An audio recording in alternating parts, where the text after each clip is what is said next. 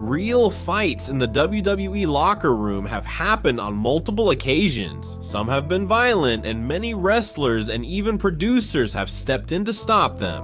However, some were caught on camera, while others were only told by the wrestlers. Sometime later. Make yourselves comfortable because today I'll stop talking and present to you real fights that happened in the WWE locker room. Sometimes real problems in the ring happen because there's no real connection between two wrestlers. On December 11, 2003, during a SmackDown show, Eddie Guerrero injured his arm while he was in a tag team match with Chavo. Guerrero versus Charlie Haas and Shelton Benjamin. Shelton delivered a powerful move to his arm. However, Eddie's agony was obvious while he was resting, but Eddie Guerrero wasn't exactly upset with Shelton Benjamin. Instead, his anger was directed at Charlie Haas, who after realizing that Eddie was really hurt, kept attacking his arm violently. Eddie couldn't take it anymore and started hitting him for real with all his anger, even including Chavo. Guerrero, from the corner, tried to calm the situation down, but it wasn't enough. Although the match continued, the big problem would come backstage when Eddie Guerrero threw a water bottle at Charlie Haas and they went straight to fighting. Bruce Pritchard and Kurt Angle got in the middle to try to separate them, and after some heavy blows were exchanged, the real fight finally stopped. Did he hurt her over Kurdistan? Contact with Diaz. Lillian Guerrero, violent arm. Thanks. March 30th, 2003 was the day Brock Lesnar had his first match at WrestleMania, and it was against Kurt Angle. That day, Brock Lesnar nearly lost his life. All of this happened because on the same day of the event, but earlier, the producers asked Lesnar to please perform a shooting star press. This was a move that Lesnar had already performed in previous years, but he had stopped doing it because of how dangerous it was. While a more agile wrestler wouldn't have any trouble performing it, for a wrestler like Lesnar, because of his height and weight, it's extremely difficult. There were many rumors that Lesnar, after the match, wanted to take out Kurt Angle, because he was the one who didn't get close enough to receive the move properly. This whole theory was false, since Lesnar was full of rage, but he wanted to take out the producers who assigned him to perform the move that he already knew could be dangerous. Lesnar was furious while everyone tried their best to calm him. Fortunately, there are images of that moment. Santino Marella was an incredible character and easily one of the funniest in WWE history. However, he had an altercation in 2005 with Jim Cornette. And that's because when Santino was in the company Ohio Valley Wrestling, which was the training ground before joining WWE. Let's see, how can I explain this to you? It was like NXT. Wrestlers trained first, then moved up to the main shows. Well, the thing is that Santino Marella, in a segment, was supposed to pretend to be scared of the boogeyman, but instead of showing horror, he was laughing. Jim Cornette, after that segment, went to ask Santino for an explanation and ended up slapping him backstage. Because of this incident, Jim Cornette would be fired from the company, and 10 years later, they would meet again in the halls of a convention. And a fan was able to record this moment where both of them can be seen arguing, throwing pretty strong insults at each other, but much more from Jim Cornette's side. Jim Cornette claims Santino Marella was provoking him and he just wanted to get away. This guy is trying to start a fight with me and I'm just trying to get out of here. Carlito's first stint in WWE was really problematic. The Caribbean wrestler struggled with some rules, which John Cena told him directly, and he didn't like it. Carlito revealed that Cena practically yelled in his face, and he didn't like it at all, so they went straight to a real fight. Carlito said that it was Cena who threw the first two punches, and he actually hesitated to throw a punch, because he knew that John Cena was an important rising superstar in WWE. And Carlito thought that maybe this fight could have repercussions for him. Chris Jericho and Brock Lesnar almost got into a real fight at the 2016 SummerSlam event held in Brooklyn, New York. Lesnar was having a match with Randy Orton when suddenly he started elbowing him in the head in a brutal and relentless way. This caused Orton to start bleeding profusely.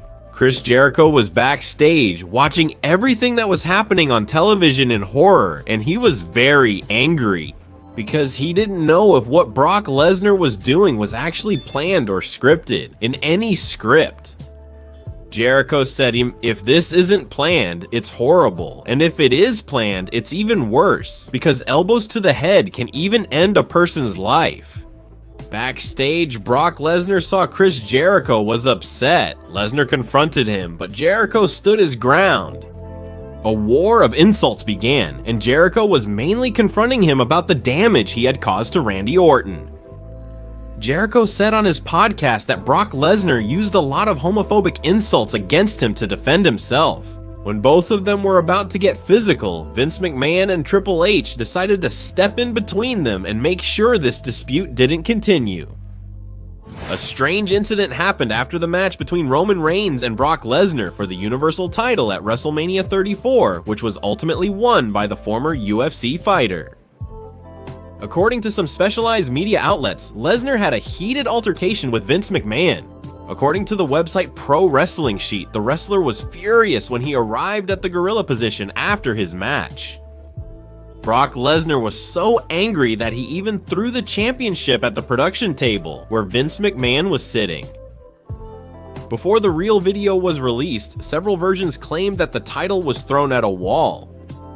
But everyone wondered why Lesnar would get angry.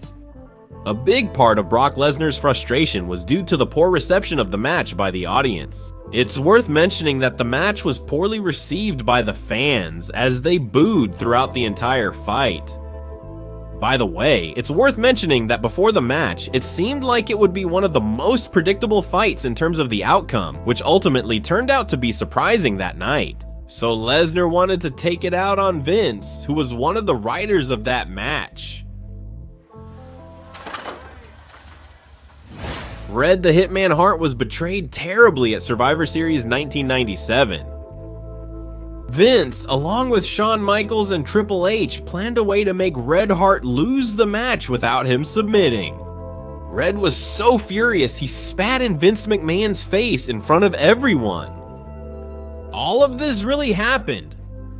He went backstage and confronted Shawn Michaels, who denied knowing that was going to happen. Shawn, did you know about this? I swear I didn't know anything. I had no idea.